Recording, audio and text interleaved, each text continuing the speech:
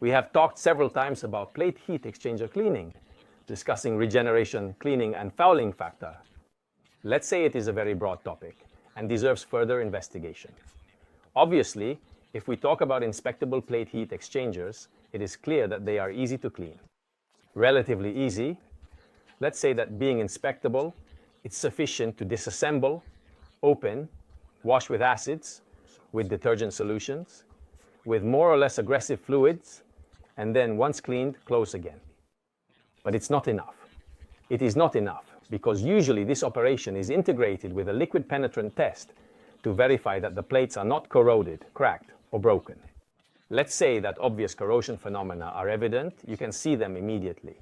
But there may be micro cracks, perhaps related to poor maintenance. The package was tightened too much so the plates were crushed, which are not evident and can only be visualized with penetrating liquids. Operation done on 100% of plates. Another operation that can be done, not necessarily, but sometimes yes, is to replace gaskets. Usually gaskets removed, plates washed, gaskets reassembled, especially if they're clip gaskets, that is not glued.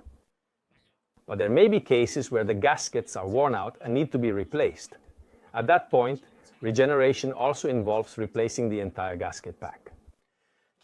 Clearly, it is a rather invasive, rather expensive operation, which is worth applying to exchangers of a certain size. On very small heat exchangers, frequently it is not necessarily economical. It might be more inexpensive to replace the entire package. If you need any suggestions, if you have any information to ask, if you have any doubts, contact us. Good day.